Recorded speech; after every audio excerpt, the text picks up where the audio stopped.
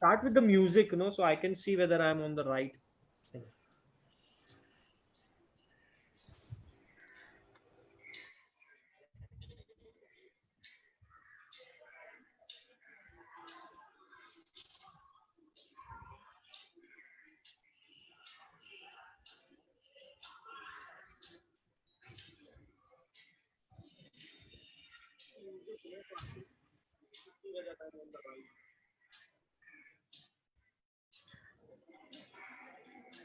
Just wait for some people to join me.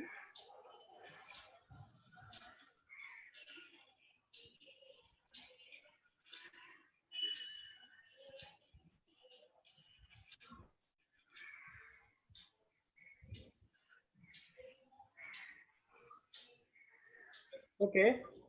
So I welcome Miss Shilpa Chheda again on this third and the final lecture series of the virtual tour of Jain temples. So, Shilpa ma'am, welcome back again. Thank you. And so we are at the last lecture series of this. Okay. And I will just want to revise with you again of where we had left off from. So, interestingly, we had done our Jain temples in the last lecture. And before that, we had gone into more archaeological evidences of the Jain sculptures, inscriptions, and Yes. that. We have talked about Ayagapattas and different forms of cave temples, rock cut temples, and so forth and so on. Now, today we are coming to Jain iconography. So, for our viewers, I'll put it in simple terms Murti Kala, basically. So, how did Murti Kala develop? Different types of and special Jain Murtis is something which we are going to focus on in the first part of our lecture. And in the second part of our lecture, we are going to focus on is Jain paintings. Correct? So I'm going to start off with ma'am on a very interesting question which I left our viewers to last time. Now it's a belief, okay. I mean, I'm sure we have discussed this before a lot, but the belief that આ સો and so મૂર્તિ સંપ્રતિ કાલીન મહારાજની છે, સંપ્રતિ મહારાજે ભરાવેલી હતી. Okay. So I remember our classroom discussions when we say that Murti Kala didn't exist in Samprati Maharaj's time. So I want to basically today start the lecture where you can please explain us on the Murti Kala or the development of Jain iconography, and then how do we go on with its history. So the floor is on to you, ma'am. Welcome, Yeah. and we Thank you begin. very much, Dr. Dhairav Shah, for graciously inviting me for this, though I'm a student of art history. And in with reference to Jain art, I have done few studies. So based on that, of course, I have been really obliged to Professor Zamkhedkar, Professor Antarkar, Professor Maruti Nandan Tiwari, from whom I have, and Professor U.P. Shah, from whom I have drawn a lot of my information and my personal visits to the sites. Whatever I have studied, I can share with you. Now, when you look at Jain iconography, and we have lots of Jaina sources talking about the Sampratikalin images and the Mauryan period, what we call, and he was in the lineage of Chandragupta Maurya, who was a Jain, and after that Ashok became a Buddhist, and later on again Samprati was the lineage who followed Jainism. So what we see is little bit discrepancy that whatever images we get mostly from Gujarat, from the areas like Patan, Khambhat especially, and in the vicinity, and many parts of Rajasthan, people always say, and Madhya Pradesh, people always say these are Samprati Kaling images or made by Samprati Maharaja, because at that time he was a great patron of art, and he most probably told the artist to make some lakhs of images. we find this source only in Jaina sources in the form of many what we call evidences in the Puranas, in the story part. But actually, when you look at the iconography of India, we find that if we consider Lohanipur torso, or if we go a little further, the Harappan torso, and then we trace the development of Indian iconography and Jaina iconography in particular, we see that images during Mauryan period were only two images which were made. One was Didarganj Yakshini and Lohanipur torso. And then we find lots of pillar capitals which were made by King Ashok for writing the royal decrees which were pertaining to Buddhist tradition.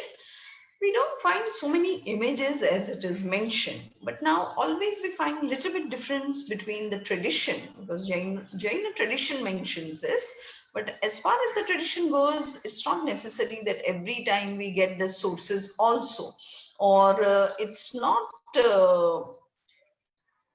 possible that according to the literature, archaeological sources are supported. So these kind of things do happen, that we have one thing, and in Buddhist literary sources also we don't find such kind of mention.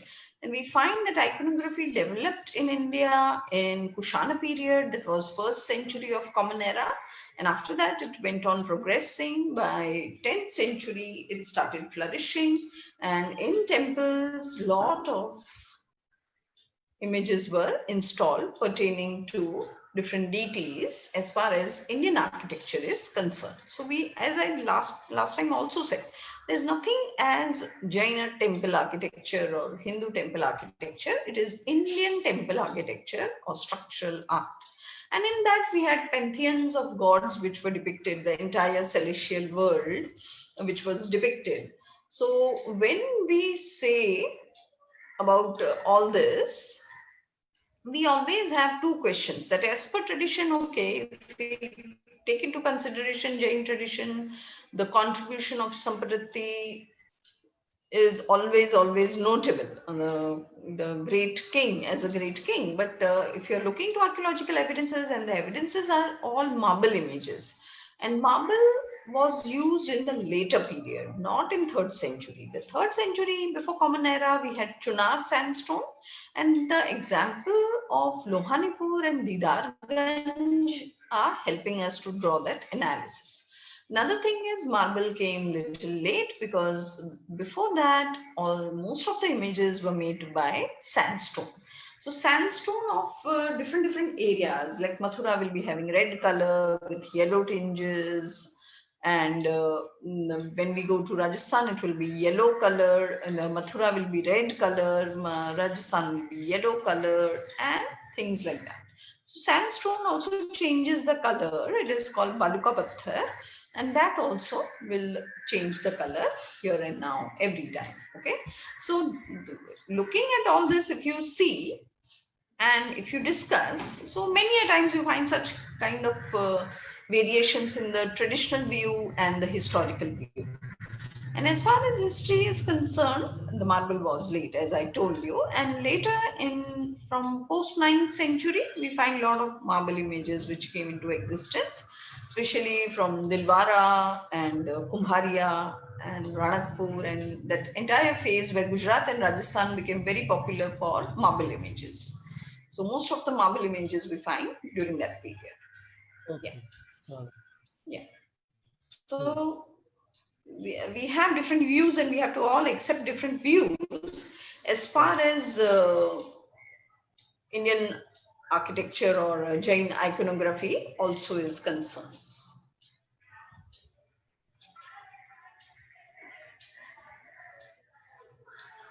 So that will answer Mr. Amit Panchamya's question, that is Jain iconography somewhere related to Hindu iconography or vice versa, especially when more or less known that iconography in Jain tradition has started much later than Lord Mahavir period. Correct? So, So we can say it had influence of, see, when we say image making, so image making is the idea in India. So when there were rules written, now if we look at Shilpa Shastras, the Shilpa Shastras were written late and the images were made before.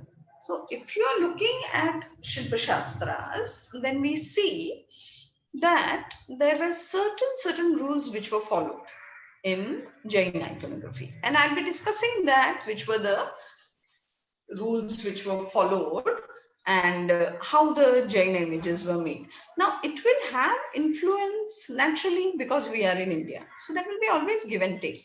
But always there are certain rules pertaining to Jaina images, certain rules pertaining to Hindu iconography, and we cannot say they are influenced because the earliest image, if you look at Lohanipur torso, if we consider it as a Jain, then others are influenced by Jain. But these are all the possible answers.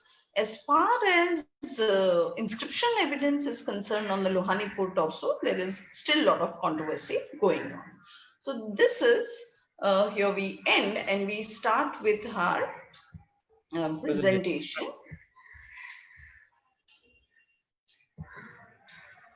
Okay. Yeah.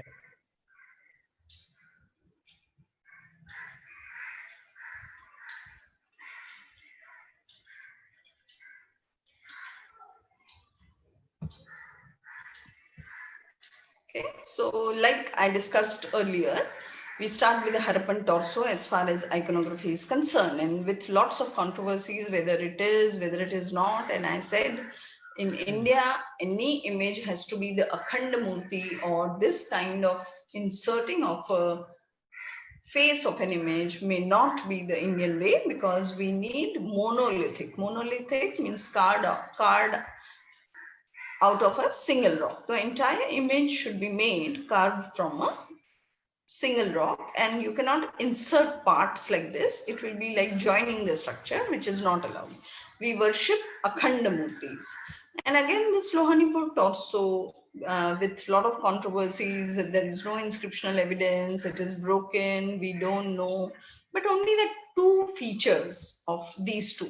One is the Khadgasan or Kayotsa in a Dhyana Mudra. It looks that it must be in Kayotsa. And secondly, that it is without clothes and ornaments. So these are the Jain features of Jain iconography which make them possibly Jain. But again, as I said, we cannot say for sure. Now, Oh, similarly, if you say whether the image of Buddha was carved first or whether the image of Hindu gods were carved and who influenced whom, it is very difficult to say because artist was commissioned and he started making images. Now, apart from these two, when you look at first century, we find that Buddhist images were made because Kushana king Kanishka started looking at god Apollo, a Greek god, sun god, and he got influenced to carve a Buddhist image because in India, all the divine or divinity was worshipped through symbols. And therefore, we have symbols on Sanchi Toranas. We don't have image of Buddha on Sanchi Toranas, tracing its antiquity to second century of before Common Era. Now, symbols as we see in Ayagapattas or like this, where you have lots of symbols which were shown and the image was very small. And this period also you can see is first century. So it is very difficult, Dr. Panchamiya, to say whether we had influence of that or whether we have influence of this. It was Indian image, it was Indian style of carving, and possible it was King Kanishka who commissioned Indian art, and we are moving from symbolism to anthropomorphism. So when we start anthropomorphism, naturally we have to fashion Jain images differently, Buddhist images differently, and the Hindu imagery differently. Otherwise, how we will identify? So as far as Jain images were concerned, we have after the Lohanipur torso. The first image what we find is this of Parkham Yaksha. It is called Parkham Yaksha. This image presently is in Gwalior Museum. It is of a Yaksha. And you can see the robust features with jewelry and all. And below here is an inscription that a guild of merchants who were going for the trading work have commissioned this particular image so that they come back safely. And as we all of us know, the earliest worship in India can be traced to yaksha worship in the form of tree, in the form of snake, and in the form later in the human form. So this anthropomorphism must have given rise to even the imagery of gods, because people started worshipping some form. When form became very important, the human form was given most probably from the Gandhar art and the Mathura art, or what we call the Kushana period. Of course, there are many, many opinions. They say no, it is indigenous, it was always in India, and we don't have any foreign influence because uh, Apollo is a Greek god. And if we say that Kushana king Kanishka first saw that Greek god and gave that form to Gautam Buddha, we don't know. There are many, many opinions regarding that. But we find that from first century there were lots of images which were carved, and we have live example of all the archaeological sources representing from that period in Mathura Museum, Lucknow Museum, Allahabad Museum. So those are the examples which are inscribed also. So we have perfect dating also of that. So after this, we find Ayagapattas and images on that. You can see here the small images coming up, but of course, the major focus was on the symbol.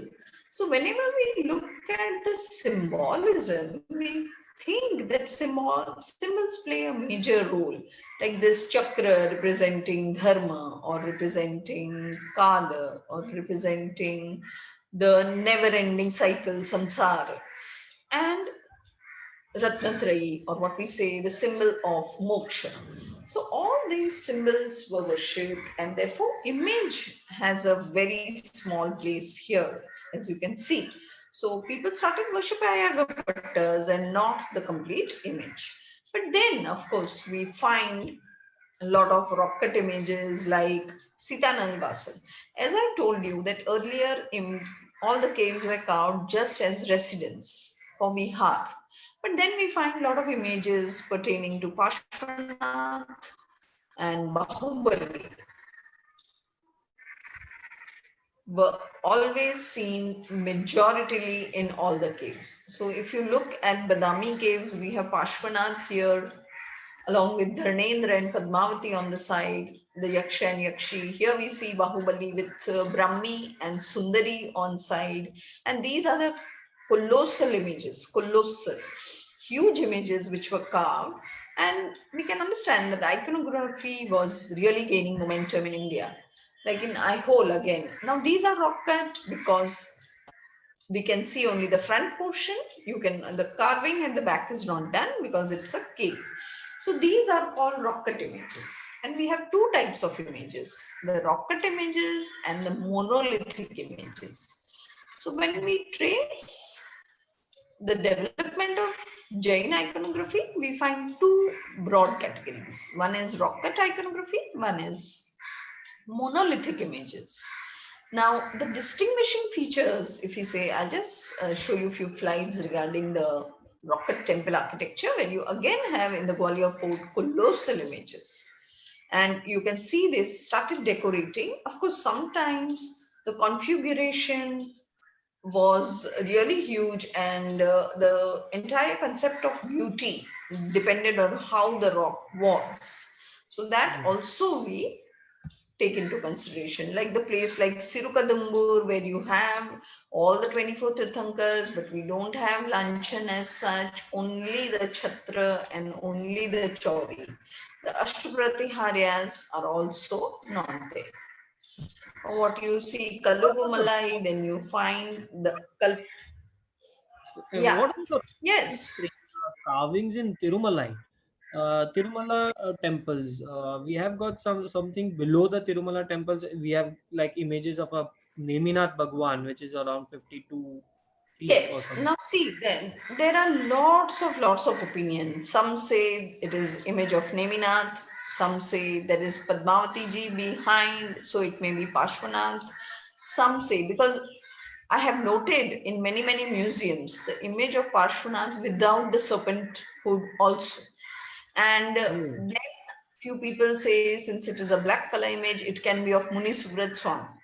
So there are lots of opinions regarding that. And it is not The only, Kerala ranges, basically the hills which are there, now they have an exclusive site of Jain caves which they have found, which are exclusive yes, to. yes.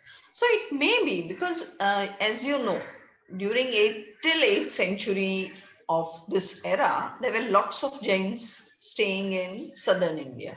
But when Hmm. we had the great, great influence of Shankaracharya spreading Vallabh, was in one who was Correct. exponent of Advait Vedant. The Advait Vedant became so popular in southern India that it had influenced on the development of Jainism there, and Buddhism and Jainism were greatly influenced by that particular movement of Adi Shankaracharya. And they said that there were many, many. Now, if you, I told you in the Arcot district, there are many, many Jain cave temples. In Kerala, there are many, many Jain cave temples. But today they are in ruined state because Jains themselves don't know about that. And many temples in southern India, for example, Moodbidri had hundreds of temples. Similarly, Aihole had so many temples, Pattadakal had so many temples. Now, there is possibility because there were many Jains there, and this migration started 3rd century before Common Era during the period of Mauryan king Chandragupta. And from Chandragupta's eras, lots of Jains migrated to South India, and therefore there may be many, many temples dedicated to Jain Tirthankars. But today, when we see there are conversions and all, lots of places such things happen, like Halebi, Belur, we have lots of Jain temples. And I showed you Lakundi. Now that was Brahmajinale, Brahmaji's image till date is lying inside along with the Tirthankar image. So we find there are lots of such kind of controversies happening. And in India, it became very easy to do that. Why? Because you change the image and temple becomes Jain, Buddhist, or Hindu. Outside Hmm. structure doesn't change. So it was not very uncommon thing. And let me tell you that also, that when the kings change their own religion, the temples can be were converted at their wishes. So now, Hmm. if you look at history, there were many, many conversions happening like that because people are influenced by various acharyas. They change into Jainism or they change into Buddhism, and the cult changes, the images changes, and the temples in that the images keep on changing, and things like that used to happen. Like Pallava, one king will be Jain, another king, his son may not be Jain. Like we see Chandragupta and Bindusar were Jains, but Ashok was not Jain. He was patron of Buddhism. So such things are very common in India, where the entire dynasty may follow many religions in their lineage, and it also happens that the kings patronized all the three religions also, like examples like Badami, Aihole, Pattadakal, Ellora, where you find the images of all the three traditions in one complex. And we have these kind of many, many examples in southern India also, like Belur and Halebid and Humcha, Mudbidri. We have lots of Jain temples even today. Karkal, Dharmasthala. These are the areas which have a lot of, once upon a time, lots of Karnataka, Kannadiga Jains, and now we have few families who follow this tradition. Hmm. So these are not very uncommon things in India. We Yeah. find such things very common. And then it is very difficult to say because religion becomes your very, very personal liking. So Hmm. if you want to change, nobody will tell why. So Exactly. that is the thing. Now, this is the monolithic image, the earliest possible monolithic images which we find from Mathura Museum. And you can Hmm. see it's simple image. And here you can see that the Jain iconographic features have completely developed. So you Hmm. have the face, which is considered as 1 thaler, it's a measurement, and the body will be accordingly this. If this is 1 thaler, then it will be 7 thaler image, and this portion will be 6 thalers. So the whatever 1 thal is, the image has to be in odd numbers. The body will be accordingly 7, 6, 8, 10 thalas, and this is the way the imagery was done. So we have dextral curls. If we start from the head, dextral curls means they were always shown with hair. All the images of Tirthankars were shown in youth, not in the child form, not in the aged form. Okay, they were always shown as young youth, Prashanta Murtishcha, always with, yeah, Any okay. reason for So, that why they were used? yeah, you are not audible.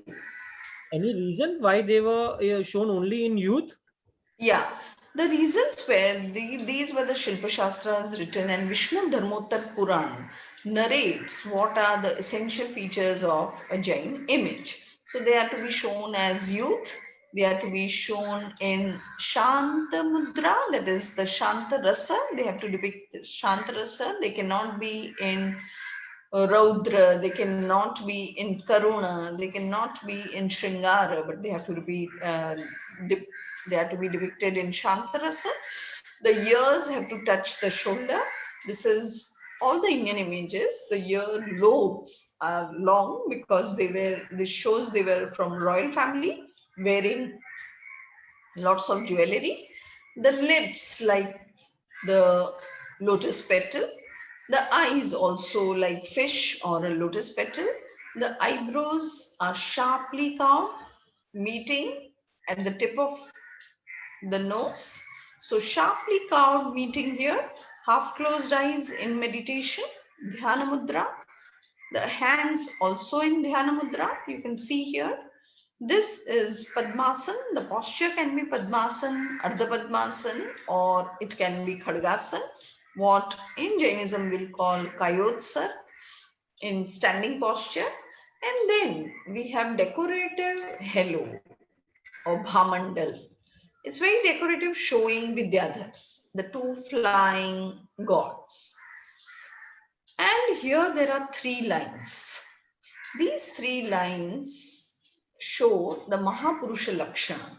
Now, all these features, sharp pointed nose, long ears, dextral curls, eyebrows, all these are actually nothing else but Mahapurusha Lakshana.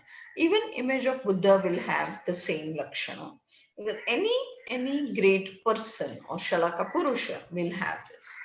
But the main feature of Jain icon is this, the Srivatsa mark, which separates it from Buddhist images. And Buddha is always shown with a cloth, which is absent here.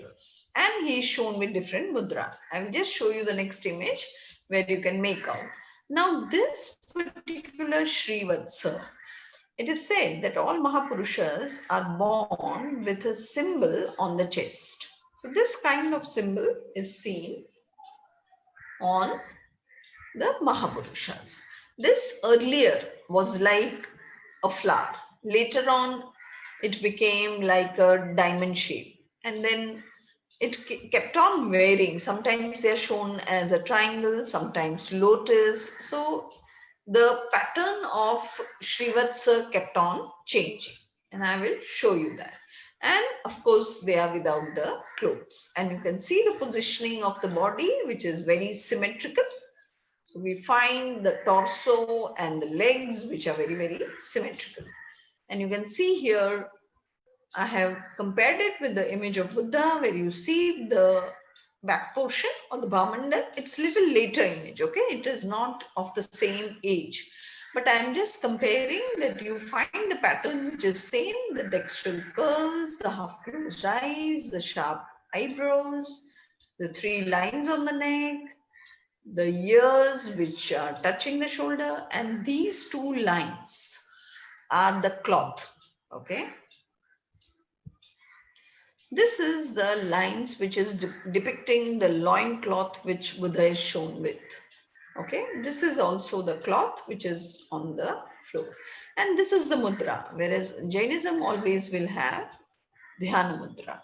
This is Dharma Chakra Pravartana. He is shown in different mudras, Varada mudra, and we have Abhay mudra, we have Bhumisparsha mudra and all.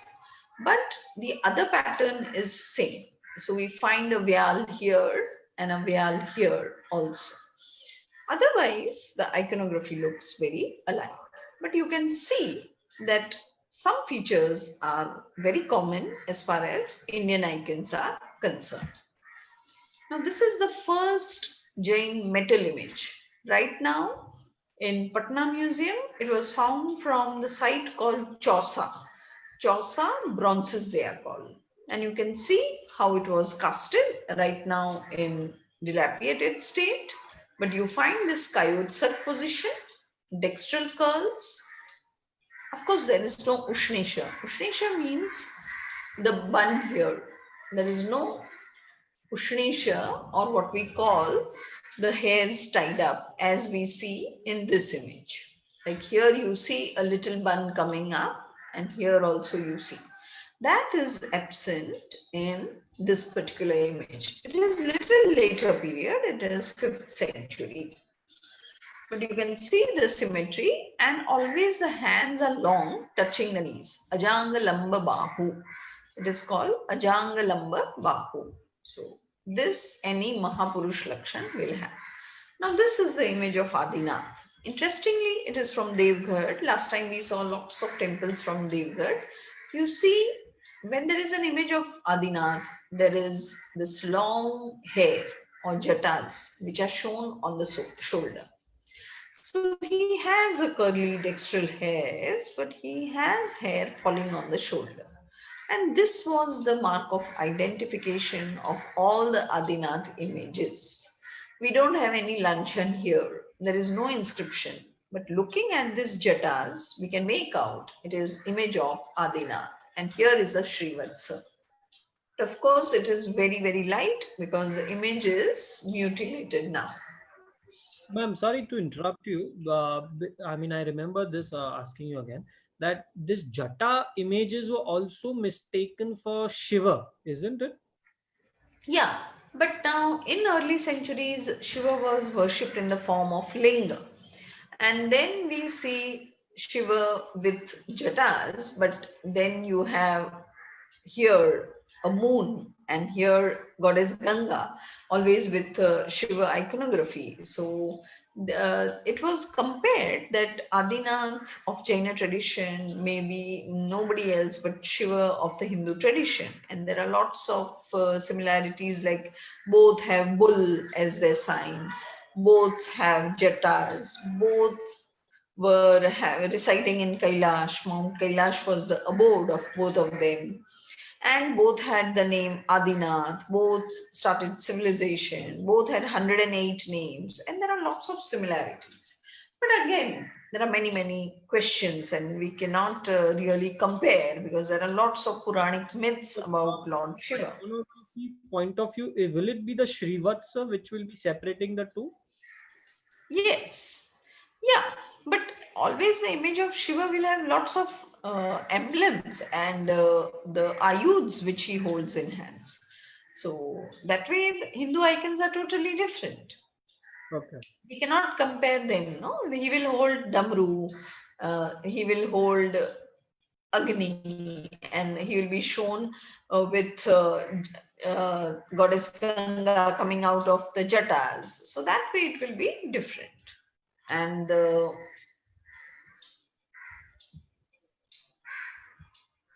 sorry.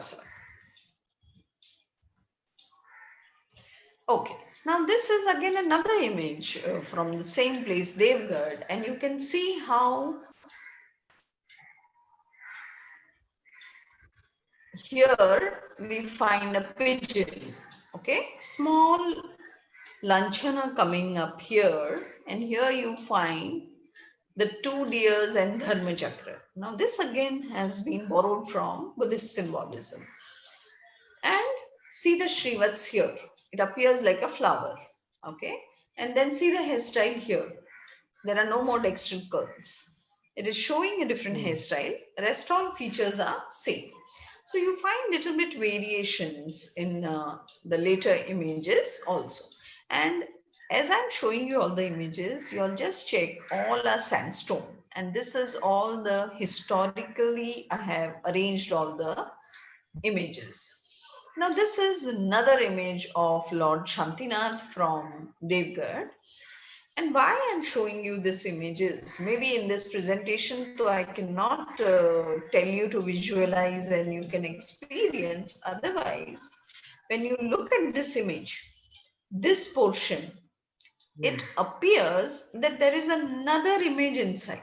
This portion appears as a face, and here you can see that there is another image. It gives that effect. And these are rare possible images which artists were so very talented that they used to carve each image in a very different manner, and this particular image gives that impact. And when you look in this temple, it is a Shantinath temple, and this is 18 feet long image in that temple. The moment door opens and you try to meditate, you can see. And this, even in the class, I have told, and many have seen this, that you can see a small kind of image appearing. It gives that impact that there is an image within an image. Is it an optical Okay. illusion? It can be a kind of making in such a way that it gives. It cannot be optical illusion as such. It can give a vision because the placement is such, and if the light falls and if you see from far, you can really experience that. So it's difficult to say for me what is the impact. And you can see the three lines here very clearly. Hmm. Then we have this world famous image. Now this is what in South they call beta style of temple. Now beta style of temple does not have the entire temple. It's an open courtyard and you have images of the Lord installed here. So you can see that this is a monolithic image and the temple structure is outside. It's an open courtyard and we find people worshipping here. And of course, Bahubali Mastakabhishek, as you know, is a rare kind of festival celebrated in 12 years. So this also is a monolithic image. And today in Shravan Belgoda, he is worshipped as by many who are non-Jains also. So this also is one of the beautiful images carved of the rock. Then in South India, we find the granite images which came up from because lots of granite is available in that time. And you can see, though it is very mutilated, if it is polished, it will give you the impact of granite. Now here you can see the Ashtapratiharias. You can see the Bhamandal, Chhatra, Ashoka Vriksha, Chauri Hmm. bearers, Sinhasan, the entire Sinhasan. Of course, Dudumbi and all the players cannot be visualized. So now the iconography from the simple form is becoming little complex. So we have the Sinhasan, which is becoming more and more decorative with lots of images. So how artists now in Jainism, there is no other scope to change. Like in Hinduism, you will be showing Lord Vishnu as Bala form. You can show Lord Vishnu with Goddess Saraswati or Shri. You can show him lying down as Sheshashaya, which all these things are not possible as far as Jain images are concerned. Now, artist will try to make every image a different image, and has to design something which he can do as far as confining himself to the rules of Jain iconography. So, lots of such kind of images later on became more decorative. Can you see here? Number of images came up. They were the whole entire families of gods and goddesses of the heavens which were depicted. An interesting thing between 11th to 15th century of Common Era, you find this kind of ornament coming up. Can you see this kamarband? A Yes. kamarband should not be there ideally as what we call alankar. But you find in many, many images this alankar is coming up. And Like, especially in Gujarat and Rajasthan, marble images. This is. is it This is showing the Ajit royal? Nath. Yeah. It resembling the royal patronage?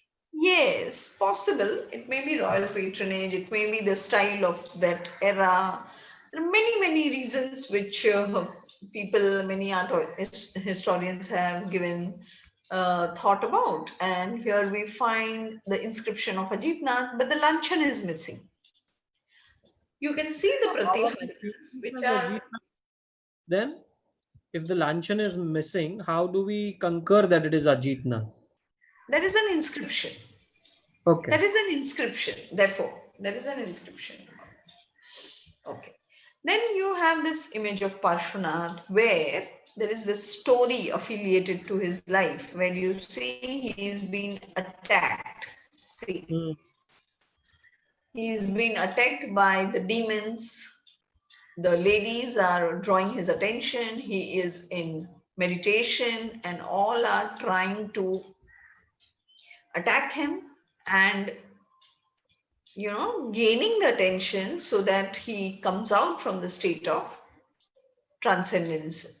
Where is this Now, image this present, ma'am? presently this image is in Lucknow Museum. Lucknow Luck. Museum, where you find this entire scene where he is being attacked, and it is the Kamatta who is playing this particular entire role in attacking him and breaking his meditation. So this episode of a life is also depicted. This is very rarely that episodes are depicted.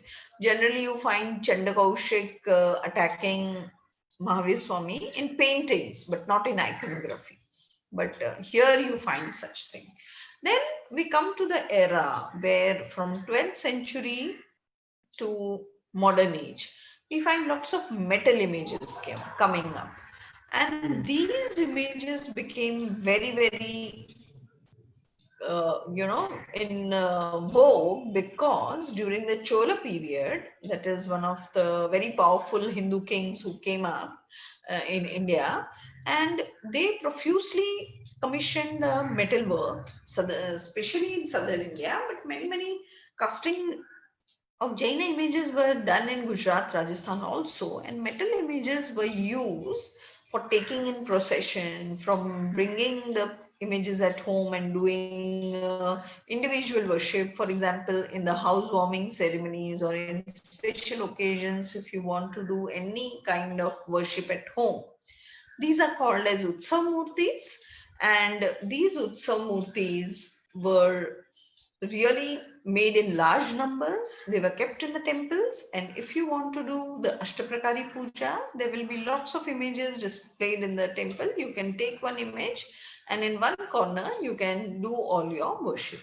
So these kind of images became very popular, and I will tell you that how they show the entire world in this 6 inches.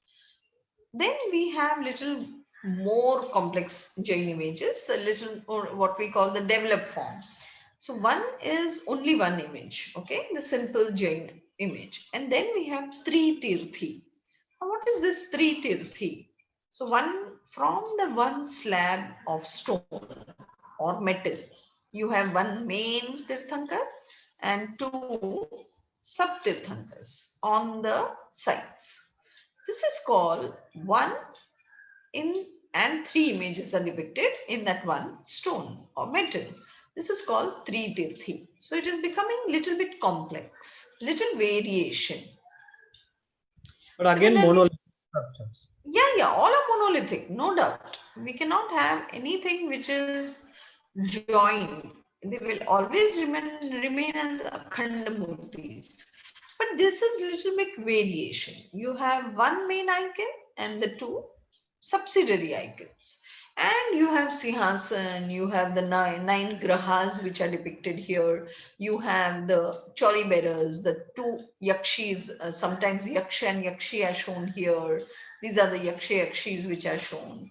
And there are other gods which are shown during, and on the top we have Kalash. And there are these celestial beings like playing the dudumbi or trumpets. So 330 is again some variation. Amit Yeah. Panchamya is asking again how this concept of Utsav Murti Puja came into existence. No, see, again, I said that artists will always find something new. They cannot go on repeating same thing. Over the years, iconography became more complex because we are looking at Indian iconography. And in Indian iconography, there are various variations. For example, image of Ganesh. The Lord Ganesh will be depicted with so many styles. Similarly, Lord Krishna, similarly, Lord Vishnu, Lord Shiva. And what was the scope in Jainism? So they started making these kind of variations because you have to follow the law. You cannot show them with other designs. And therefore, these were the consequences of that. So this is Panchatirthi. So you have one main, two here and two above. So this becomes Panchatirthi. So Tritirthi, Panchatirthi, Saptatirthi, Navtirthi, and it goes on till Chaturvimsati. That is all the 24 in one. Now here you can see the entire world. In this 6 inch, what artist is trying to narrate is the entire world. Okay, so now we are looking at that. This is the main shrine or main image of the Thankar, 5 here. Then we have the celestial world. We have 2 celestial beings. We have again celestial beings, Yaksha and Yakshi. There is a Lanchan here. These are the planets, 5 plus 4, 9. This is the Adhishtayak Devi, this is the Shravaka, this is the Shravika. There are plants or leaves which are shown in the petal form. There are 2 fishes. These are the Makara, or what we see is the crocodile faces. Here are 2 lions. Here are 2 deers. And this entire image is depicting the cosmos, the celestial world, the transcendental world, the human world, the flora and fauna. In short, entire cosmos. So what he is doing, an artist is showing the entire cosmos and you're worshipping the entire cosmos. So we have the celestial beings in the form of stars and planets and all here. Similarly, this is another Panchatirthi. And then why I've shown this images in the Shwetambar tradition, in the evening, there is this system of decorating the god or Tirthankar, making him wear different ornaments and different colorful clothing. And this is done with wool. So on the chandan paste, the wool is sprinkled and different designs are made. They can decorate with pearls, diamonds, precious jewels. There are various ways in which the images are decorated in the evening, and the morning they are removed. So this is another thing which has developed in Jaina tradition. And this we see one of the rare images of Lord Pashwanath with 1,000 hoods. This is in Ranakpur. The Sahasrafana. Sahasra is 1,000. The 1,000 hooded Pashwanath. You can see here also the Kamarbandha. You can see the various Naganikas and Nagakanyas affiliated here. Now this is Chaturvimsati, all the 24 in one. So you can see the image of Adinath with jatas. You can see the jatas here. This is from southern India. You can see the images of Pashwanath, Gomed, Chakreshwari, Yakshi, and all the 24 in the Parikar portion. And again, this is the example of how all the 24 can be worshipped together. Another image, Chaturvimsati image, where you can see all the 24. And this is also Adinath. You can see the jatas here. Okay.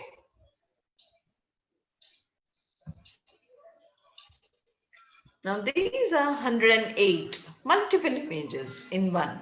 So these are all these images tell us how the Jain iconography became more complex, something new has been added, something attractive has been added, and such things when you see, you look little different, and always artist is not going to repeat the same thing. There has to be some variation in all these things. Then we had Sarvatra Badrikas for the entire Sarvatra Badrika temples which were symmetrical, where you have the four Tirthankars in one slab. You have Pashwanath, you have Nanda Tirthankar here, Adinath here, like that. So on all the four sides, there may be one Tirthankar or there may be four Tirthankars. And this rare image of Mallinath presently in Lucknow Museum, and it is a 10th century image showing the female form, which is otherwise very rare. Generally, we don't show the female form. We show them all in the form of siddhahood, where the linga or what we call the gender is not shown. But here is this image which shows. This is another image. I mean, the back portion of the image, same image, the front and the back. You can see the plate. And this is the image of Adinath in Orissa. Now, how there is the influence of a place in iconography. So, see here you see the Nandi, or just like Shiva, which is shown on one side. See the jatas here, arranged like the jatas of Lord Shiva, and it is given a shape of a mukuta, a crown. And here we have the jatas on the shoulder. He is shown with Naivedya, and there is a deity, a devotee here. So we see a devotee, we see the chamandharis or chori bearers, we see the symbols, see the moon here, the sun there, and the typical style like how we see Lord Shiva. So this looks very, very identical in that sense. This is another image from Orissa, and see the latikas and see the jatas. It appears like a jata mukut, and it is fashioned in this way. Okay, and we can see different images of the celestial world, and again the chori bearers and all. But stylistically, it looks like the image of a Shiva. This is the first image of goddess Saraswati in India, and it is called as Shruta Devi, and it was made by Jains. You can see a Jain Shravaka and a Jain monk here, and of course it is inscribed. Presently again in Lucknow Museum, found from Kankali Tila, and it holds a manuscript.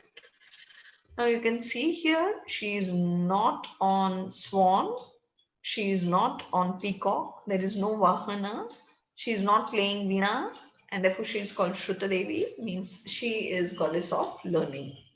Okay, so these keeps on changing, it's not static. Then in Jain iconography, we also have separate worships of Yaksha and Yakshi. As I said, goddess Ambika is always shown with a child. You have Gomeda Yaksha. This is goddess Chakravati with 18 hands from Devgad Museum, and it is shown with Garuda. It is like Vaishnavi of the Hindu pantheon. So you have Lord Garuda, which is the Vahana of Lord Vishnu, and Vaishnavi is the consort of Lord Vishnu. And this is Chakreshwari. You can see holding the chakra here, an image of Adinath. She is Yakshi of Adinath. This is goddess Padmavati, the Yakshi of Pashwanath. So we find the individual worship of Yakshas and Yakshis for material gains. We have that notion that Tirthankar, even if you worship, is not going to do anything. Your karmas are governing your entire life. But for material aspects of your living, many a times we worship the gods and goddesses. So we find this Yakshi worship also very common in the Shwetambar practices, some of the Digambar practices. Now we go to the Jaina paintings, Sorry, ma'am. which Before we go are, to painting, yeah, I've got two questions for you. One question yes. from Vinay Kothari. He's saying, are there any famous Jainism sculpture site out of the Indian subcontinent?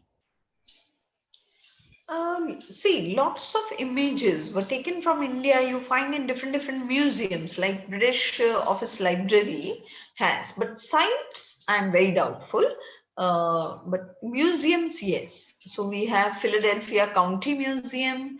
We have British Museum now, which was once upon a time India Office Library. We have many images in the collection of private collectors, and many images purchased from the private collectors, so they are displayed in few museums across the world. You cannot say that, but if you say a particular pilgrim site, then I'm very doubtful, because it is not spread in those areas.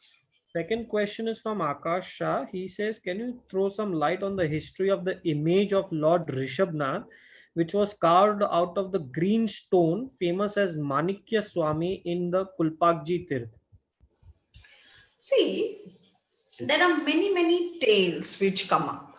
Now, whether the green stone, of course, is the sandstone, like how you find of Nageshwar Pashwanath is green color stone, or Rata Mavirji is red color stone. Now, they say it is of Prachin Kal. For example, even Sankeshwar Pashnath image, they say, was worshipped in the earlier Chovisi and all. But as far as iconography is concerned and stylistic analysis is concerned, art history is concerned, we cannot trace their antiquity to such a great time. And so they may be around 1500 to 1000 years in that era as far as stylistic analysis is concerned. See, the rock may be of ancient time, but many a time you have those particular datings which are pertaining to rock, and the stylistic analysis will show you the period which is of later age.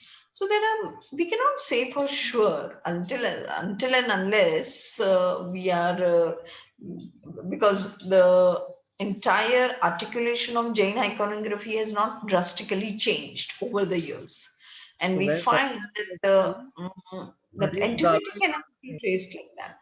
Yeah. Harish Dada is asking that artist has the right to change, improve, and add things in images, but who decides and on what principles they decide to change the No. things? Yeah. So they have to seek the permission of the chief sthapati. They cannot have that liberty.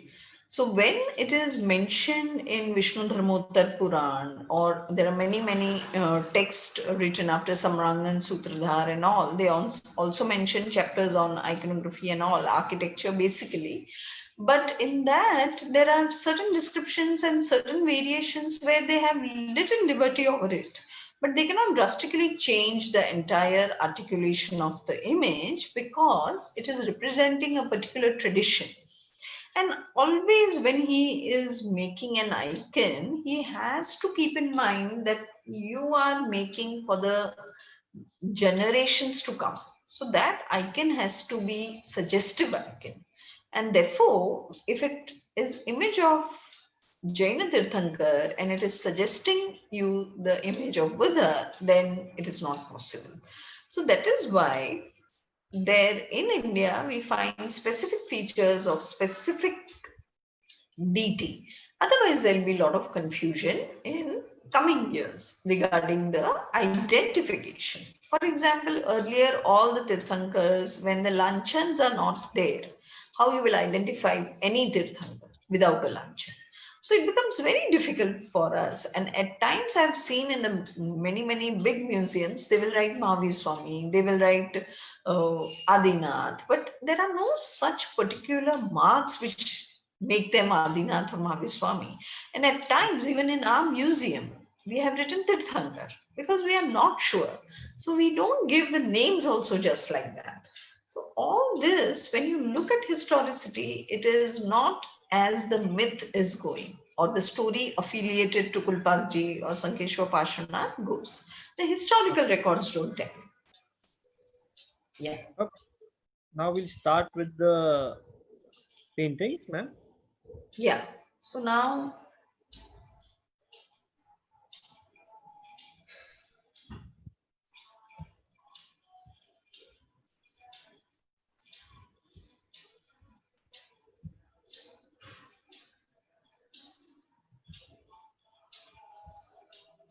Yeah. So when we talk about art, one part is iconography and the second part is painting. Now, the earliest painting what we see is were they said were in Udaygiri Khandagiri caves, and there were many caves which had. But now we find the traces in Sitanal Vasal caves, which is in the Arcot district. And you can see on the ceiling there is this pond of lotus flowers which are depicted. And there is this decorative swan. Can you see the eyes and the beak? These are the feathers. It is very mutilated now, very faint. This I have taken from Shivram Murthy's book, which was written years ago. And at that time it was documented, but now you cannot see so clearly. And you can see that how water seepages, see this water seepages are destroying the painting. And this painting is so intricate and so beautifully done, just like the Ajanta paintings. But since this area became like an archaeological site, we don't find any personal attention where we can restore these paintings. So this the treasure will be going if we do henceforth, if we are not looking at this point of art, and slowly even in Ajanta, whatever sorry, in Ellora, whatever paintings are seen in the Jaina caves, they will also be sooner or later defaced. See, this is one of the Ellora paintings, which is now very not very clearly seen there. If you go there and if you see, you don't find this anymore in this form. And you can see in the palanquin Digambar monk with a procession. But as I said, our always our orientation is we go to the temples which are living. That is a pilgrim sites. But once they become archaeological site, we feel it is not our responsible. But I always urge all our students that one should go to these sites, look at the things, because these are telling us about the Jain history. These are telling us about how our ancestors used to live. And that idea of conservation and preservation of Jaina ancient site is not developed in the Jains as it should develop. If they would have given little more attention, because our entire orientation is if we go, it has to be like a pilgrim site, a popular site. But such sites also are very important, and we should look at the preservation of such sites. Otherwise, we will be losing the very intricate work and the beautiful beauty of that particular site if we don't preserve it now. And then I'll be talking about this is another variety where we see the paintings in the manuscripts. So earlier we had palm leaf manuscripts, and in this palm leaf, you can see this is just 1 to 1.5 inch palm leaf. And in that, see the intricate carving, a painting, and see the colors used. After processes, these are nearly 1,000 years old from the collection of Murbidri. These are called illustrated palm leaf manuscripts where you see the Yakshi, Chakreshwari, this is goddess Yakshi Ambika, these are here, Yakshi Ambika, this is Purushadatta, I'm sorry, and this is Brahmadatta Yaksha. So these kind of treasures what we have, if we don't appreciate now, if we don't conserve now, these all will go.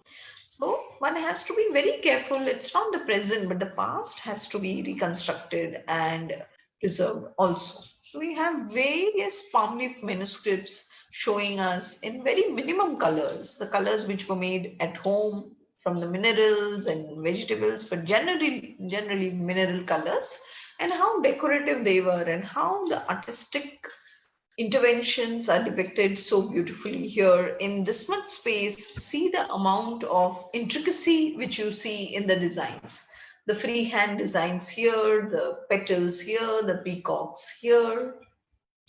So this was the kind of art which we will lose.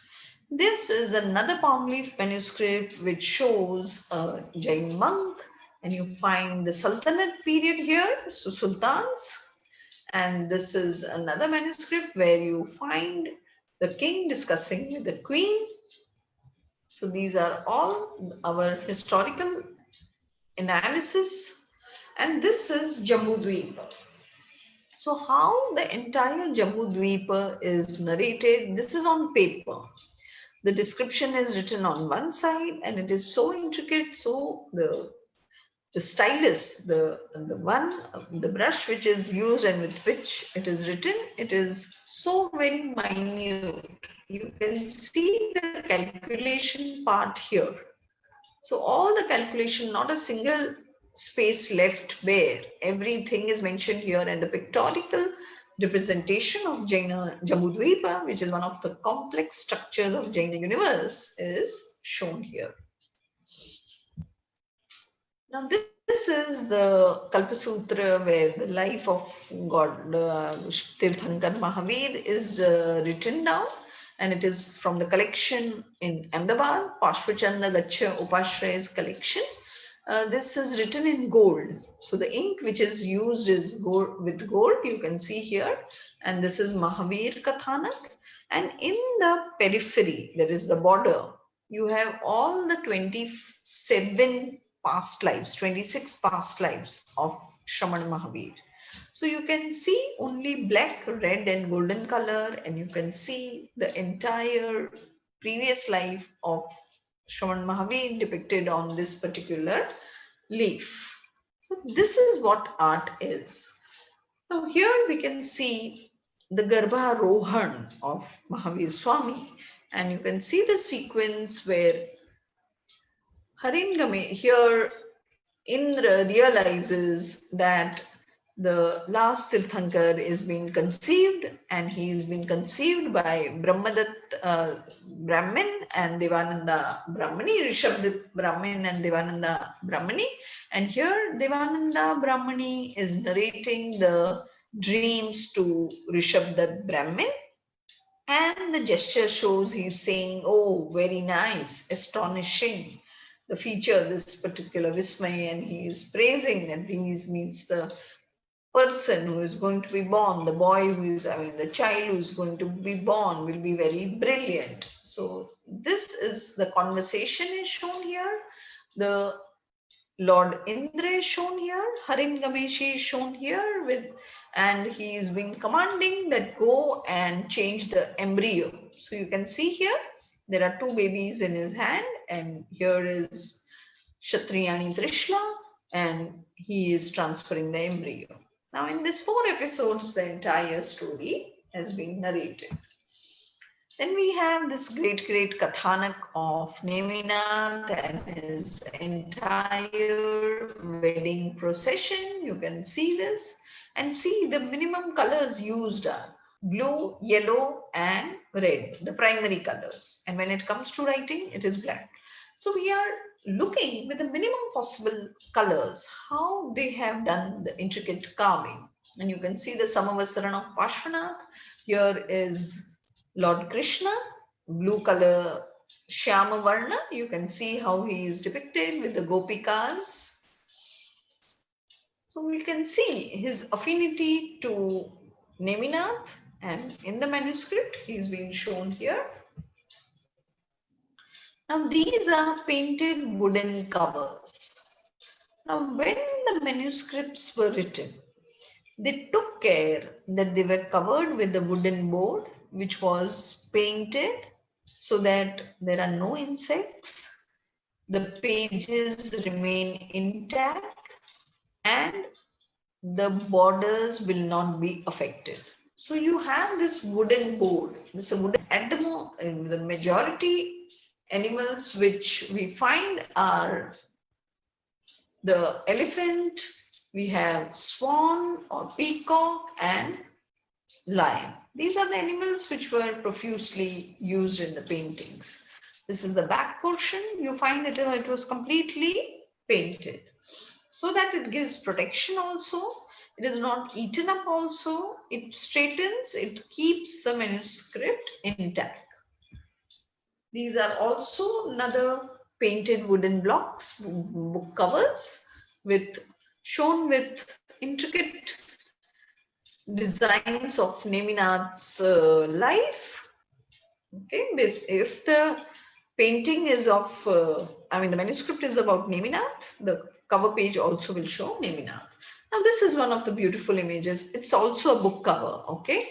So it is not painting, but it's a book cover, and you can see the entire world, cosmos, according to Jainism. So these are heavens, these are seven hills. You can see the dark colors of the hills and the atrocities of the hills.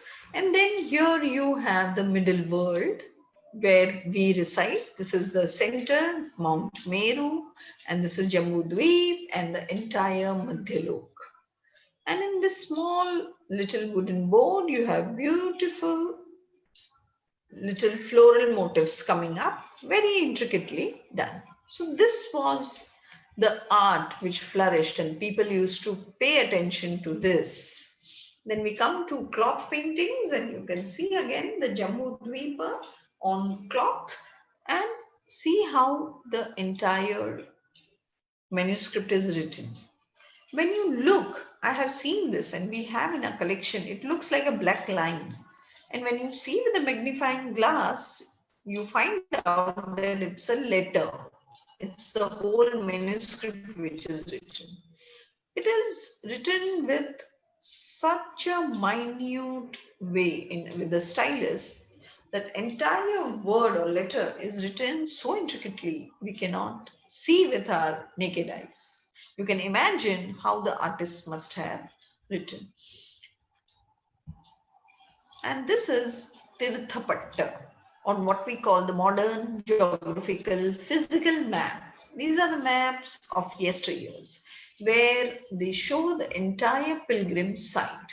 Now, from here you go, enter Palitana. This is Shatrunjay Patta. So, from here you enter and then go take darshan here. These are the 9 small sub shrines called Nautuk. This is the main shrine of Adinath, and how the ways we have to go. So it is actually showing the physical map. The trees here, the people there, all these are shown so intricately. So these are the maps which were made in the early ancient medieval period, and now we have these carved on the temples as tirthapattas. And the main purpose of this tirthapatta is that if I cannot go physically to Palitana, I don't have that much economic resources. I can just I can just meditate upon it, try to visualize that I am going, I am worshipping the main shrine, the sub shrines, every image here. Through my mind, I can do this pilgrim yatra, what we call a yatra. So the purpose of tirthapattas in today's temple is if you can physically not go there for various reasons, mentally you can always go and complete your yatras. Here we end. Wow, that was a very refreshing painting or Jain art lecture. I have a few questions. From earlier, before Yes. we go to the discussion, Mr. Sameer Doshi is asking, is there any Pratimaji of natural diamond? Natural diamond we have at Mudbidri. Mudbidri, yes. And we have many precious images of Tirthankars and precious stones in Ajimganj, Jiaganj, and Mudbidri. But I think I have been watching this in these areas of Dhanbad district, but now maybe the Calcutta Jaina people, because they were in remote villages where there were no practically Jain families, they must have transferred. But Moor Bidri also I have seen, and I'm talking about Ajimganj, Jiaganj, which we have to travel a lot, and there is one wooden temple at Katgola, which is again a very rare kind of temple. Years ago I have remembered, some 30 years ago I have seen, but now I am really doubtful whether they have must have kept there. But those were really beautiful of all the 9 precious jewels. Mr. Nihir Shah is asking, when did the concept of adding a Shrivats on the idol start? The very first idol which was made after Lohanipur had Shrivats because they had to separate it from the image of Buddha. So the very first image which was carved as a Jain icon, as identified as Jain icon, had Shrivats. Okay. So now that more or less answers all the question. It was such an amazing lecture series, three lecture series by you, ma'am, wherein we covered right from archaeological evidences, the first evidence of Udaygiri, Khandagiri, to right from the stone cut temples, cave temples, and Ayagapattas, and special. We discuss a few of the temples in particular, and then today, when we are going into iconography and painting, I think the last 3 Sundays you have left us with so much wisdom and so much study to dwell upon. So I think we can take pride in strengthening our beliefs of Jainism more better, I think, rather than the faith just developing. We can have evidences of archaeology, of art, of architecture, and still strengthen our belief, is what I will say that we can gain from these lecture series from yours. And I think it was an amazing experience, ma'am. So because I always believe that, your I mean, with you, where the time goes, I mean, the time spent is just not countable. There was hours of discussion which we've already had, and now also with hours of discussion which we have is always not enough. But I'm sure viewers will go through these videos again, and they will come back to us. But I think it plays a great foundation in today's time, where we are looking at the corona era, where we're going to be at home now in pollution, and we can dwell upon it more better to go to such kind of studies, so we can study about an art and architecture. So can you leave our viewers with some of the reading materials which they can start off with, like a basic reading material they would like to go ahead with, for Yeah. archaeology or art? You all can go through the Jain art from India by the Jain art of India by Pratapaditya Pal. It's available on our e-library, Jain e-library, and it's a very beautiful book, short narrations where most of my pictures are taken from that also because the picture quality is good, and he tells us about lots of cosmic yantras and he shows us few the yantric models, and he also shows rare images, and he discusses on that. So you can go and read that thing.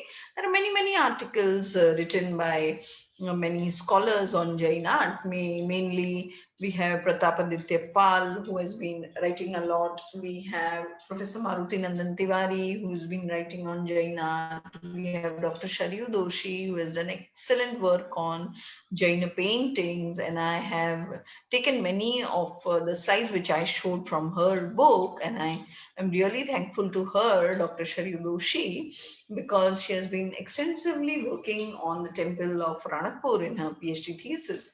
So you can go through all those works. But what I'll urge to all the young people now, that whenever you go to the popular Jain sites, do visit the rare sites, because if we are not looking after it, nobody will be bothered. And one fine day, the beauty of those caves and the entire hard work which our forefathers have done in making them should not be a waste. So we should go admire, so they will be preserved like that. Until and unless you visit, it will not be preserved. And That's in going to be the India, next project with you, ma'am. When the Things Travels open up, we are going to ask you to guide us to take a tour to for our viewers. We'll go personally, and I hope we've been discussing that in Jain study group since several years. After the 2015 session of yours, or the 2017 session of yours, that there we should conduct a tour for our viewers, and we select one cave or one site, and where we can visit them with, where you can show us personally and explain us what the wisdom you shared with us today, uh, personally on the tours. So we will look forward to that. At the end, ma'am, uh, can you just leave our viewers with some insights on art and architecture, and why? My personal view on art and architecture is, I think it's a rich tradition which we are leaving for our future generations to look upon to. But can you also tell us, ma'am, in spiritual world, how does this art and architecture take us to the next level of spirituality? When we are on the spiritual ladder, always we need a support. Okay, so when we are looking at an alamban, what we call a support, we try to start our meditational practices or entering into the state of our inner journey. We try to look upon an image or a painting and reflect on that so that we are focused in our meditation. In these things, when we go to temple and we meditate, it is important that we look and we talk to God. We look at the image and we forget the outside world. As I told you, and when we are entering Garbhagriha, we should feel as if we are not in the world of bhoga or upabhoga, but we are in the world which is adhyatmika world, and we are one with God. We are in the transcendental experience, and we look upon the image not as the image made of certain things or the physical appearance, but it should be the spiritual oneness with which we identify it, and we look upon the qualities and imbibe those qualities. When you're meditating, we have to imbibe these things. That is what the images are made of. It is for us to look upon them and to actually experience what an artist must have experienced while creating it, what his tendency of mind will be at that time. So we forget, at least for that moment, where we are and who we are. In that way, it helps us in contemplation. So when we contemplate, it is, I think, one of the greatest thing, and we become the connoisseur of art. Because if we were not connoisseurs, if our forefathers would not have spent, we would not have got such masterpieces. This is all because our forefathers realized the value, how they have kept all the manuscripts on cloth, and see the medium they have used, why they have used such mediums which are long lasting. Till 1,000 years, nothing has happened. Today, we write a diary after 10 years. I don't know whether we will be able to see it properly. But the medium which they use, the entire process with which the utter attention with which it was executed, I think today's technological world cannot do that what they have done. So always feel we are in the developed nations, but I always feel ancient India was much developed than what we are today. We are in the Absolutely. hands of machine, and that time we were in the hands of nature. So we go back to nature, and these all things tell us that it is the nature which will help us to preserve things. So that is what my humble request is. Wherever you go in the world, may it be Jain side, may it be any other religious tradition, but look at the art and experience what an artist must have done while executing it. And that is what the spiritual journey is, Wonderful, from the wonderful. mundane to spiritual. Thank you very much for providing me this opportunity. The Facebook page which you all launch, and you all have uploaded my videos. I would have never done this for my as of if this entire project would not have happened, I would have never bothered for such things. But you all took interest in preserving it. I'm really extremely thankful about all this lecture series, and I Yeah, enjoy. on behalf of Jain Study Group, ma'am, it was an honor to share your passion on art and architecture for with our viewers. We would like to thank on behalf of the entire Jain Study Group for sharing your valuable time. I know you've been conducting series of lectures and meetings throughout the day, but thanks a lot for giving us your time for the three lecture series, and we look forward to again getting in association with you for the tour which we are planning once the things go ahead once we are off with the corona thing. So again, thanks on behalf of everybody. Thanks a lot. Thank you very much, Jain study group also, and all of them, those who had the patient hearing. Thank you very much. Thank you, man. Thank you. Okay.